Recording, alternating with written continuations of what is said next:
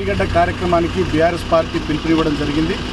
ఈ కాళేశ్వరం ప్రాజెక్టుపై తెలంగాణకు వరప్రదాయానికి ఉన్నటువంటి దీనిపై కాంగ్రెస్ ప్రభుత్వం కుట్ర చేస్తూ ఇక్కడ మేడిగడ్డ బరాజ్లో 85 పిల్లర్లలో 1.6 కిలోమీటర్లలో నిర్మించబడ్డటువంటి ఆ బరాజ్లో 20వ పిల్లర్ ఒకటి కుంగిపోతే ఇవాళ మొత్తంగా కాళేశ్వరం ప్రాజెక్టే ఏదో ఇబ్బందుల పాలైందనేటటువంటి దుష్ప్రచారం చేస్తూ ఆ కుంగిపోయినటువంటి పిల్లర్ స్థానంలో కాపర్ డ్యామ్ నిర్మించి దానికి మరమ్మతులు చేసి వెంటనే దీంట్లో నీటిని నిల్వ ఉంచి ఇమీడియట్గా కన్నెపల్లి పంప్ హౌస్ నుండి పంపింగ్ ప్రాసెస్ స్టార్ట్ చేసి 22 జిల్లాల్లో కాళేశ్వరం ప్రాజెక్టు ద్వారా నీళ్ళు ఇవ్వాల్సినటువంటి ఈ ప్రభుత్వం నీళ్ళు ఇవ్వకుండా రైతుల పొట్టగొడతా ఉంది, రైతులను మోసం చేస్తూ ఉంది, దగా చేస్తూ ఉంది.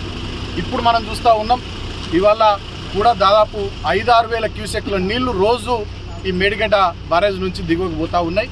నీళ్ళేమో పోయి సముద్రంలో కలుస్తూ ఉన్నాయి. ఇక్కడ తెలంగాణలోని రైతాంగం పంట పొలాలకు నీళ్లు పోతలేవు.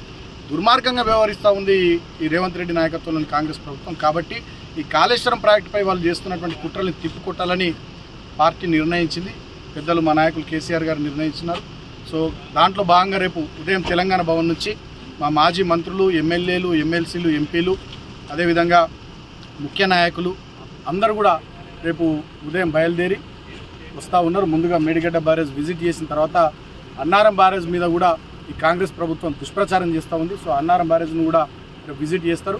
దాని తర్వాత అన్నారం బ్యారేజ్ దగ్గరనే ఆ సైట్లోనే ప్రెస్ కాన్ఫరెన్స్ పెట్టి నిజాలన్నింటినీ ఇక్కడ జరుగుతున్నటువంటి వాస్తవాలు ఏంది, ఇక్కడ ఉన్నటువంటి విషయాలు ఏంటి, దీని మీద జరుగుతున్న దుష్ప్రచారాలు ఏంది అనేటటువంటి అన్ని విషయాలను ప్రపంచానికి, తెలంగాణ సమాజానికి రేపు మా నాయకులు చూపెట్టాలనేటటువంటి ఆలోచనతోనే ఈ క్షేత్రస్థాయి పర్యటనకు పార్టీ నిర్ణయం తీసుకున్నది. కాబట్టి రేపు చలో మేడిగడ్డ కార్యక్రమం డెఫినెట్గా ఇక్కడికి మా వాళ్ళు వచ్చి ప్రజలకు వాస్తవ విషయాలు వివరించేటటువంటి ప్రయత్నం జరుగుతుంది. తద్వారా కాంగ్రెస్ పార్టీ కుట్రబుద్ధిని ప్రపంచానికి చెప్పాలనేటటువంటి ఆలోచన మా పార్టీది.